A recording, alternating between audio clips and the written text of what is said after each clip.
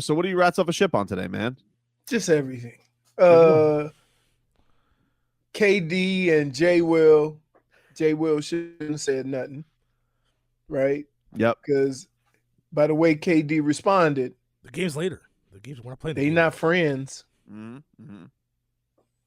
And I was getting ready to say something stupid, but I caught myself. So I was almost rats off my own ship. Oh. I'll just wait to hear the Hour Tua headlines. Like, do you understand how frustrating it is to me to have They keep writing articles. Do you have... He is right. Like, I can't help it if they're writing articles. Yeah, but do you understand how frustrating it is for me to have these arguments about how good a player is without them playing football?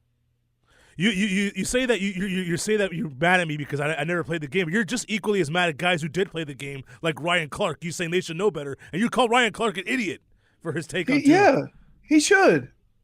He should look. And Robbie, Sims, he can believe everything that he said about Tua, but it's hard for me to believe that a guy who had to go through that process too would be so quick to dismiss a player and his abilities. That's the only thing that bothers me about that.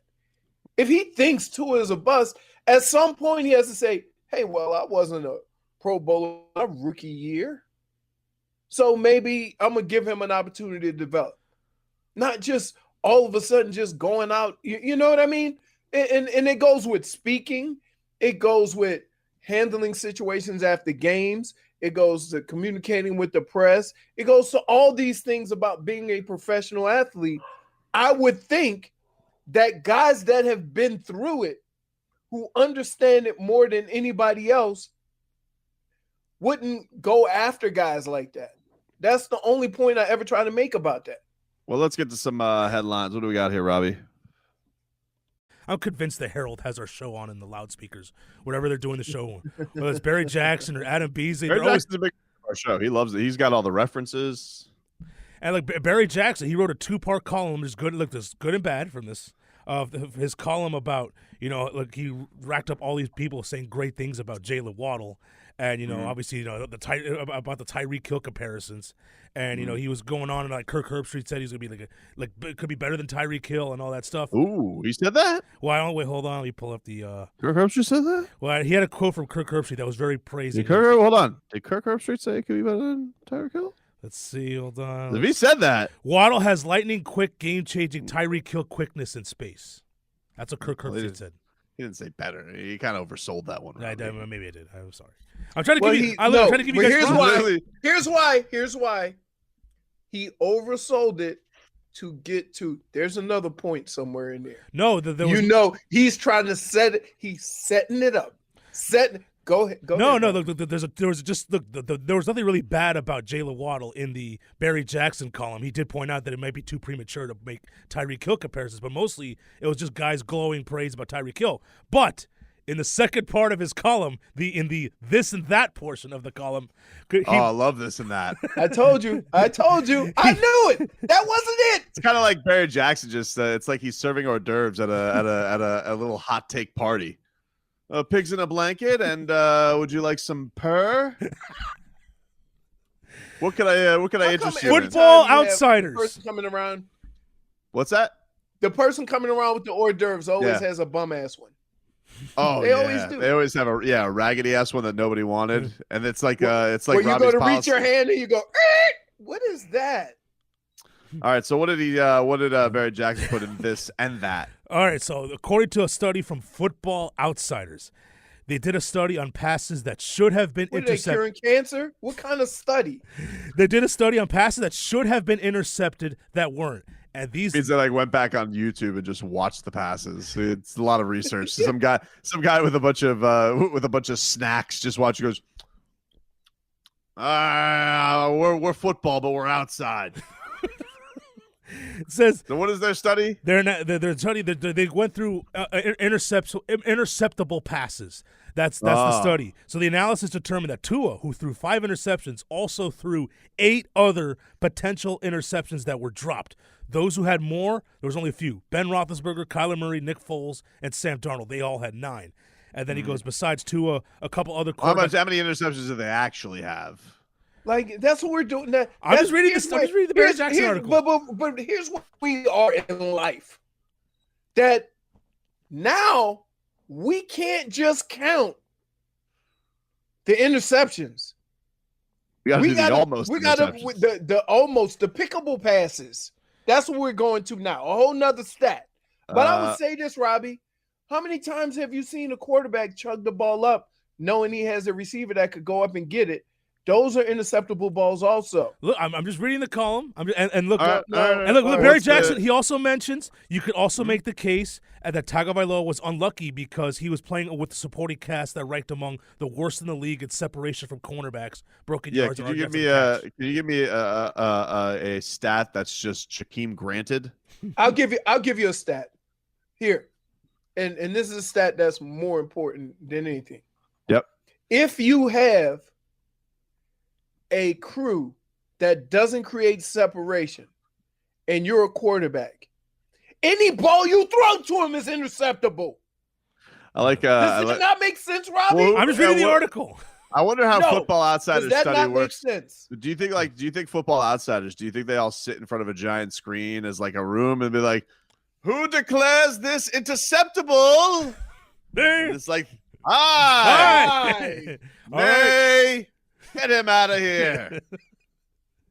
And you do realize one of the reasons why defensive backs are defensive backs is because they're wide receivers that can't catch. Yes. Bunch of fiddler crabs out there. Yes. No, that's an accurate assessment. Factoring the number of passes thrown. How uncomfortable when you ever seen a pass thrown to a DB and he goes to intercept it, how just awkward he looks at times.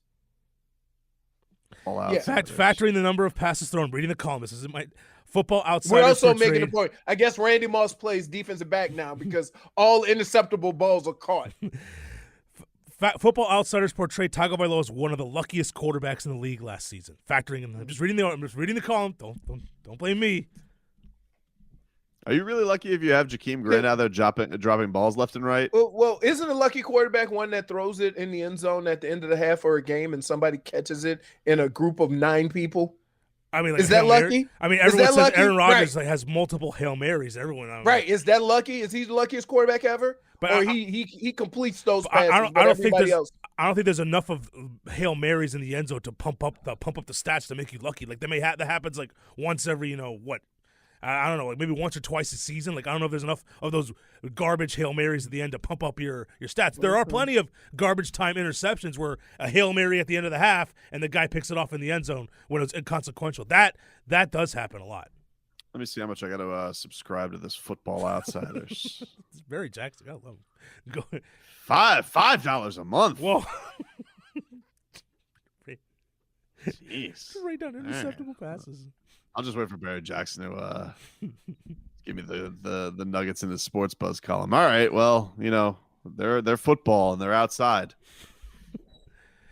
Also, what else you got, Robbie? Also from the Miami Herald, Beasley. Oh, Beasley, he's on his. He's got a month left or so, and he report the Dolphins are going to play the Falcons in preseason. And they announced they're going to have joint practices. But according to Adam Beasley, this is going to ramp up the Jalen Waddle versus Kyle Pitts debate. Oh, yeah. It's going to ramp it up. So we're going to be sitting there. Leroy, you think we're definitely going to get the tweets being like, Waddle 4 catches, Pitts 6 at joint practices? Can we get back to this interceptable passer thing? Yeah. Robbie. I'm just reading the article. No. Hold on. Because what I explained to you when Tua first started playing, and what I said to you is one of the hardest things to do at that position is realizing that you have to throw a receiver open because he's never going to look open. Correct? I remember having this conversation. Well, I mean, but when you first get that job and everybody looks covered, which according to that article, they always look covered. Mm-hmm. Then you went to your comfort zone. You went to that underneath. You went to guys that were open. And until which point where the coach said, hey, Give him a chance. Give him a chance to go up and make a play, which I've also heard in a huddle with coaches. Hey, throw it up. This guy, he'll go up and get it for you. Give him a chance to make a play. Well, I think the thing that's going to be interesting about that too is, I mean, if you're arguing that he was overly conservative last year and that's why his interceptions were down, if they're telling you that he actually did have a bunch of interceptable balls, I would guess that most likely he probably wasn't as conservative as we think that he is. Oh no, look. Here's where we are with Tua.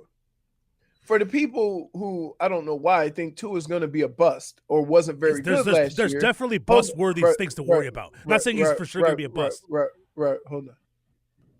Let me finish. For the people that think Tua is going to be a bust or think he had a terrible season last year, then they pull up all these different situations to make it seem that way.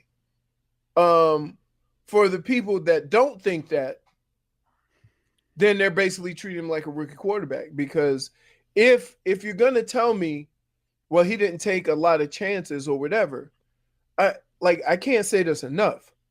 11 touchdowns and 5 picks. I don't care how many he could have had picked, but 11 touchdowns and 5 picks. Okay, that ratio as a rookie, with the circumstances that he was throwing the football under, with as evidently nobody getting open, it's pretty good. Well, he finished the season with 5 interceptions the last 4 games of the season. Okay. And Drew Lock. Tom Brady started the season off with like 6 or 7 picks in the first 2 or 3 games. And Drew Lock had a very similar first year, solid touchdown interception ratio. They went out and got a bunch of weapons for him in the draft, including a college teammate of his at Missouri, his best weapon, and he got way worse. And it was not because of the weapons. When was Drew Lock drafted, though? He was in the second round. He was in the second round.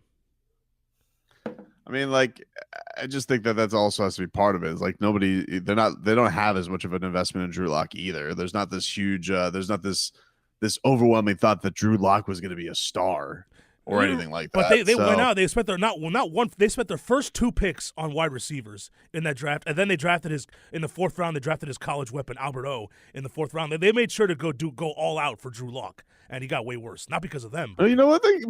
Maybe he never was good to start off with. We always, we do this thing where you say you want these guys to make something out of nothing, but these quarterbacks, they seem to be kind of tired of it. Like everywhere that they go, they don't seem to be too pleased that they have to make something out of nothing. Let's be clear, though. You're talking about quarterbacks you can't fit on one hand. You're talking about maybe 3 or 4 quarterbacks that could do this. Stop making it sound like it's the whole league. Everybody doesn't have Aaron Rodgers and Tom Brady and Patrick Mahomes, okay? You're going to have to find other ways to win. And you can keep looking for Tom Brady and Aaron Rodgers and Patrick Mahomes. Keep looking for those guys and see how long it is before you win. Speaking of Aaron Rodgers, tough for Jordan Love sticking up that first day of minicamp, huh? Ooh. Bust. Look, wait. Bust. Let me say this. If they thought that Jordan Love could play just a little bit, they would have told Aaron Rodgers to kick rocks. Can't wait for the joint practices.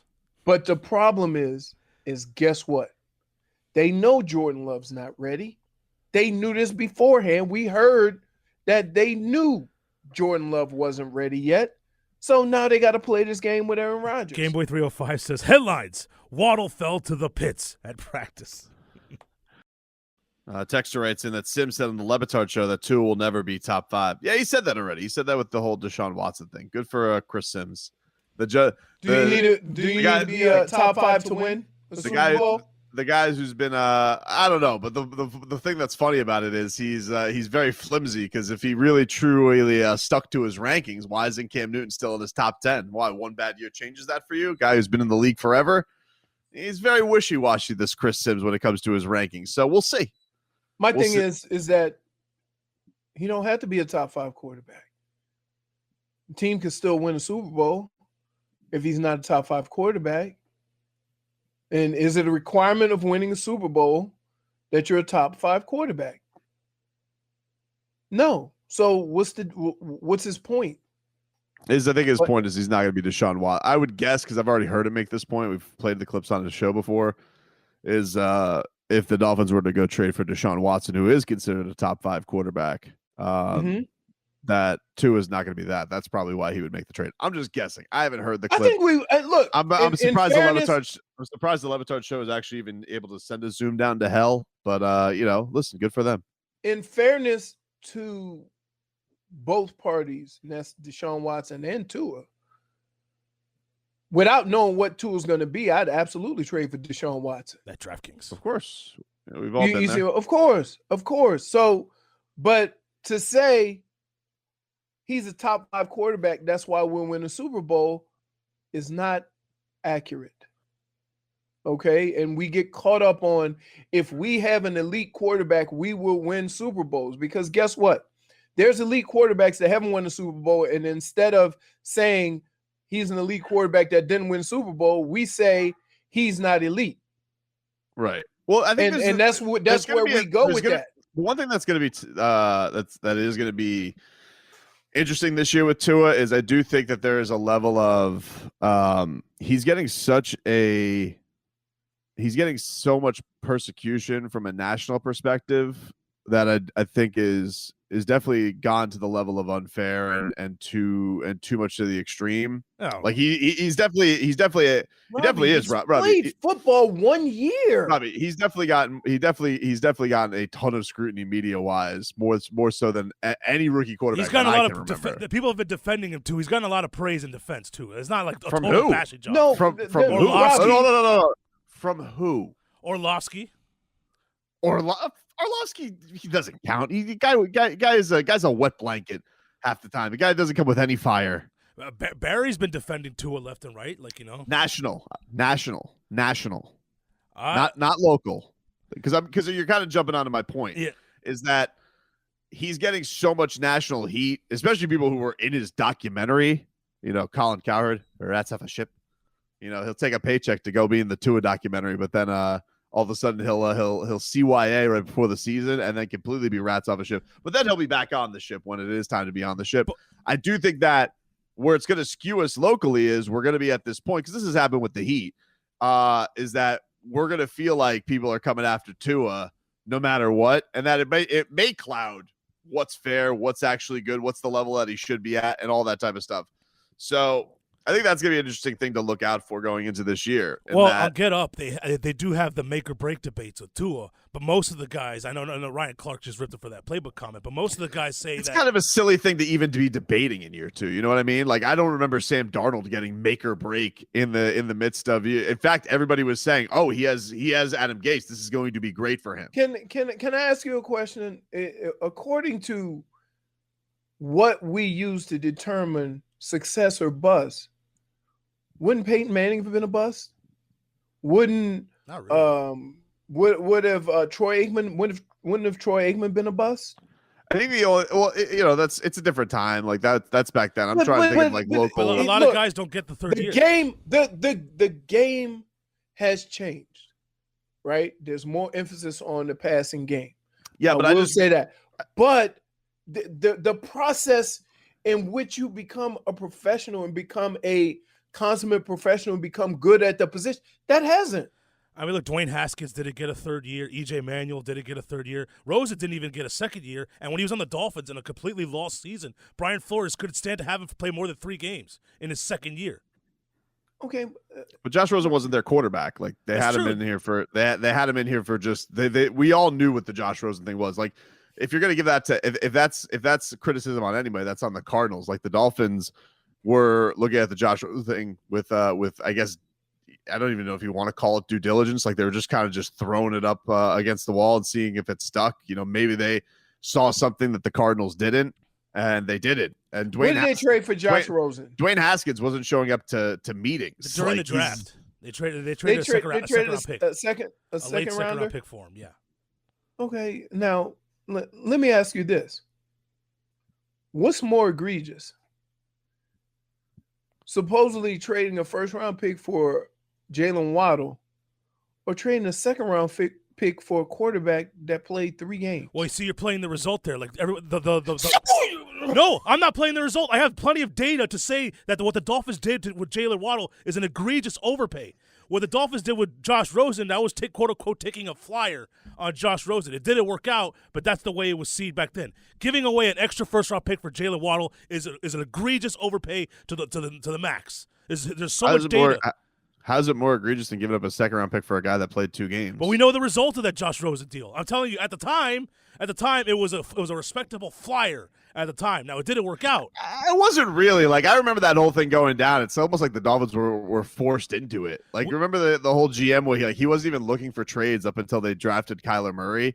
And the only team that really made any sense was the Dolphins because everybody else either had their quarterbacks or were drafted the quarterbacks. You knew the Dolphins were going into a tanking season. But the way it was seen, the guy was a top 10 pick the year before. And so you're getting him at, 61 or 62 for a guy who was 1 year removed from being a top 10 pick. That's the way. Yeah, but that to me is like, when you say things like that, though, about the guy's pick status, you're not really going about his talent. Like, just because they took a reach on a guy because they wanted a quarterback doesn't speak to his talent. That's just what they evaluated him at, and they were loud wrong after a year. Like, what is that? Who cares what kind of discount you think you're getting in theory just because Robbie, of where a guy do you was think taken? Julio Jones? I mean, not Julio Jones. Do you think Jalen Hurts is better than Tua? I don't think Jalen Hurts. I mean, Jalen Hurts has a better yards per attempt, but I still think he has issues. But that wasn't. Do you think he's better? I don't think Jalen Hurts is better than Tua. No. All right, cool. Okay. All right. What was your point of that, Leroy? Yeah, like, I thought he thought I was going to say yes. I think he thought I was going to say yes. Because the way this is going, and I pretty much had an idea that Jalen Hurts' numbers were better, simply because of who he's throwing to, not because he's a better passer of the football. And I was just curious if you're going to take the numbers that Jalen Hurts had, because Tua's numbers weren't as good, and say Jalen Hurts is better. I mean, I think the biggest thing out of all of it, though, I honestly think the biggest thing out of all of it, though, is like, you hear all the talk that's been led up to Tua this year, and people can make all the stuff about the playbook stuff that they want to, but honestly, the biggest thing to me is the fact that he said he was his trainer saying he was 60% healthy, and that his body actually feels way better than it did last year. But you could tell. Look. We're talking, and here's where we have to use our big brain. Okay. Here's where we have to use our big brain. We saw this guy play 2 years of college football, right? All the passes that he threw last year, none of them in college even looked like that as far as zip or whatever. So you had to kind of think he's healthy, but he's not there yet, which is quite possible. Why? It's quite possible for an athlete to be able to play, but not really be healthy. And his ball, like those balls some of the balls he was throwing last year had no zip. Yeah. Well, he told you he doesn't throw like that. He was throwing all arm last year. No, that's not. See, here's the thing. We, as people who watched him play in college and watch the games, can point that out for the people who don't know. Instead of taking that information, just forgetting about the information that we have and passing a judgment on a player. But this is what I mean with the national scrutiny, is because we heard that entire press conference and we played the clips on this show, and I thought that was, if you were going to rank things that were important, a set of importance in that press conference, the fact that he told you his hip was 10 times healthier than last year was number one out of anything that was said in that press conference. Do you think that played a role into it, Robbie? But the number one thing that was the number one headline that came from it was him talking about a playbook. Right. And all I ask Robbie to do is don't fall down that. Don't fall down that rabbit hole. What rabbit hole? Don't go.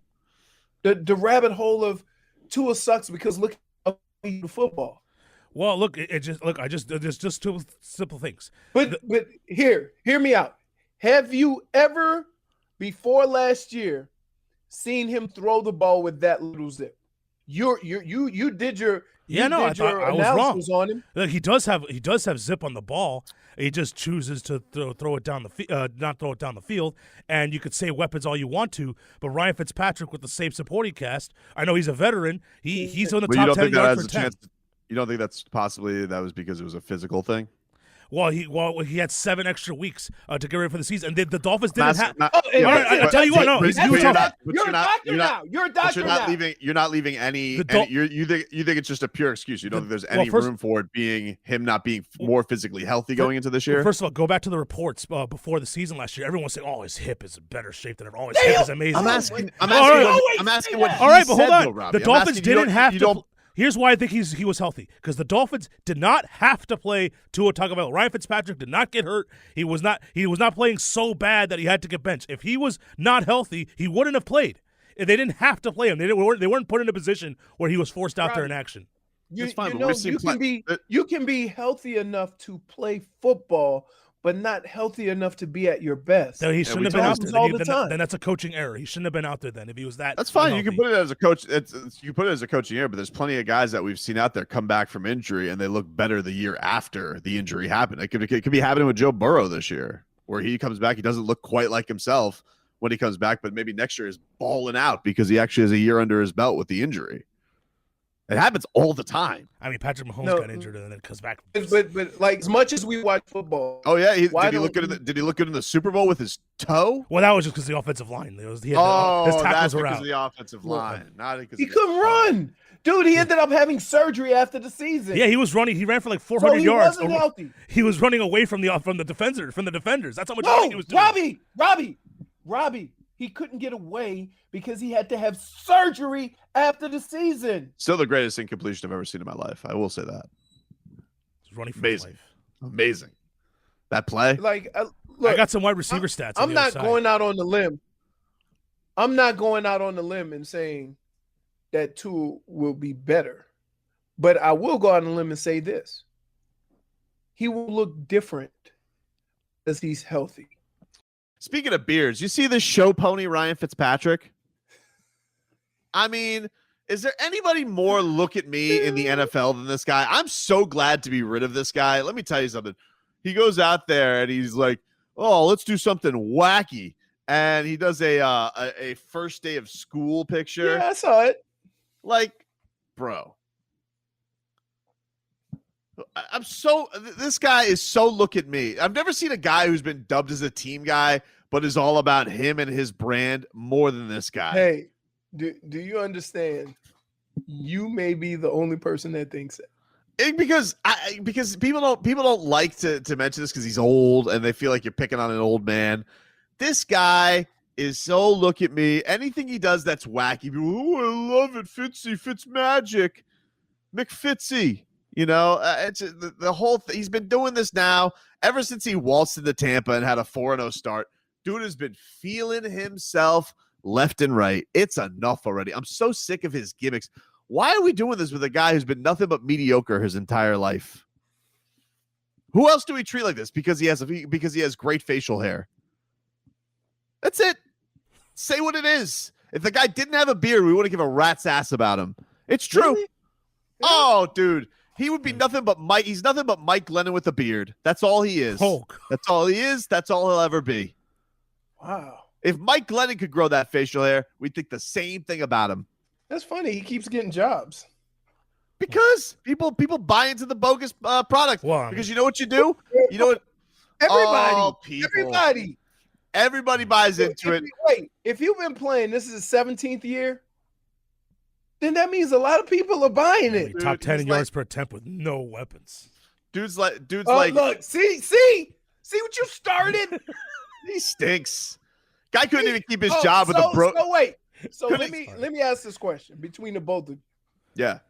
Either the yards per attempt matter, and if you're ranked in the top 10, you don't stink, or the yards per attempt do matter, and the 6.3 yards per attempt is not any good. I think everything matters in context. Like you guys go to this yards per attempt like crazy. I mean, I hear about it's all I hear from you. Like yards per attempt. Robbie brings guy couldn't get in the red zone the first 6 weeks of the season. Guy was breaking Jason Sanders' leg because Jason Sanders was exhausted from kicking field goals with Ryan Fitzpatrick as quarterback, and that's the facts. Robbie, you pick. Does it matter or does it not matter? It does. Look, I'll tell you why. There's context. Like with Tua, it does matter because I wanted to. No, because everyone's going to point out Josh Allen. But Josh Allen's problem his first year was not yards per attempt. I know it wasn't very good. His problem was completion percentage. He was inaccurate. And Josh Allen, like his yards per attempt was low because he was inaccurate with the football. He would throw it 40 yards down the field, just way over everybody's head. So if his completion percentage goes up, his yards per attempt goes up. In fact, as a stat, yards per completion, Josh Allen in his first year threw 3 yards more than Tua his first year. So Tua wasn't a product. Because you're only counting the catches. All right, but that's wait. What? Look, but that's what? Why his is. Hey, question: what role does the offense play in that? Everybody doesn't run a downfield offense. Guess what? When Tom Brady was in New England, they didn't run a downfield offense. And he threw a pick six to a lineman in OTAs yesterday. Who does that? And started a fight, Josh Allen. Get the hell out of here with this flash in the pan. I'm not gonna call him a flash in the pan. I just did. You threw a pick six in OTAs to a lineman. How the hell do you even do that? Doesn't even seem physically possible. And then it started a fight because AJ Empanadas was like, I can't believe this happened. And so then these linemen, he's probably peacocking all over the place because he's like, wow, the impossible just happened. I caught a pick six in OTAs. So the linemen have to go fight on behalf of crybaby Josh Allen. And Leroy, to answer your question, the reason why Tua's yards per attempt matters is because the first thing you bring up is his completion percentage, and then his yards per attempt is an explanation of his completion percentage. Oh, he's 64%. So once again, it matters because you say it matters because it helps your argument. No, because he's choosing to his completion percentage is relatively good because he's only throwing short passes. Robbie, what role does the offense that he's playing in the plays that the coaches are calling play a role in that? I mean, we could argue about this until we're blue in the face, but Ryan Fitzpatrick had the same offense. We really don't have to win the stats. Let's review stats. He had the worst yards of separation for any quarterback. Okay, does that play into it or no? He also did one of the most interceptable balls. We got to call it both ways. You're going to use that stat. No, what are you talking? No, I'm giving you a fact. You're giving me some maybe stuff. That's not maybe stuff. Would have been it is kind of maybe stuff. It's from the thing called Football Outsiders. They're both from Football Outsiders. So they both play. Either they're both out or they're both in. Okay. Then I'm making them both out. Stats. So from now on, we're counting interceptable balls, not just picks. What? Look, I'm saying you Robbie. Let me explain something to you. You understand? If you told quarterbacks that interceptable balls counted, they never throw a ball up for grabs. All right, but that's why you're using the same stat from the same website, the yard separation. Ryan Fitzpatrick, that was for the whole season. Ryan Fitzpatrick didn't have a problem finding guys separated, especially in that Raiders game. Our eyes were changed when he came into the game. Texter writes in, the whole team did it, Tobin. Oh yeah, who did I see a Chase Young first day of school picture? No. You want to know why? Because Fitzy's like, look at me. He did it. That's my point.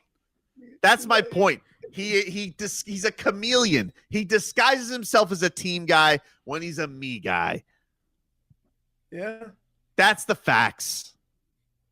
But it's only your facts. No, it's the facts.